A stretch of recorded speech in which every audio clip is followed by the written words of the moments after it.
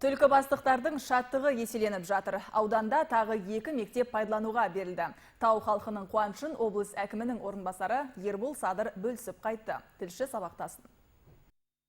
Елбасымыздың болашағымыз балаларға деген зор құрметі деп білеміз. Қуаныштарымыз құтты болсын.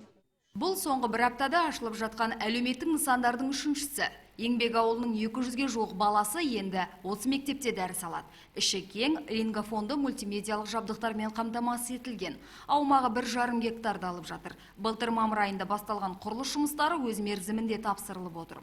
Қазынадан жұмсалған қаржы 380 миллион теңгеден асады. Елімізде әлеуметтік мәселелердің бәрі жыл сайын шешіліп келе жатыр. Жыл сайын облысымызда 100-ден арта мектеп салынады. Биылғы жылда 104 мектептің құрылысы жүргізіліп жатыр. Соның 49-ы пайдалануға берілу жоспарланған. Бүгінгі күні 32 мектеп пайдалануға берілді.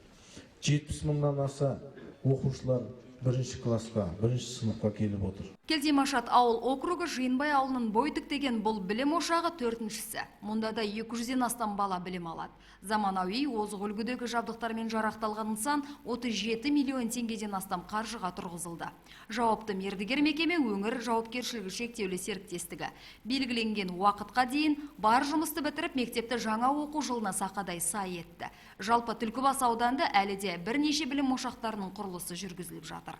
Биылғы жылы ауданымызда 10 нысан салынып жатыр. Оның 2-еуі балабақша, қалғаны бәрі жаңартылған мектептер. Біз 90%-на жуық мектептердің балабақшалардың жаңартылу мәселесін жеттік.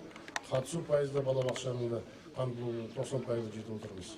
Осылайша түлкібастықтар қос-қосынан су жаңа мектептерге қол жеткізді. Қуанышы еселі жұрттың елбасы жоспарын жүзеге асырушы азаматтарға айтар алғысы шексіз. Түлкібас ауданынан Эльмира Тұрлыбек, Нұрсұлтан Керімбаев, Жазира Лекерова, оңтүстік ақпарат.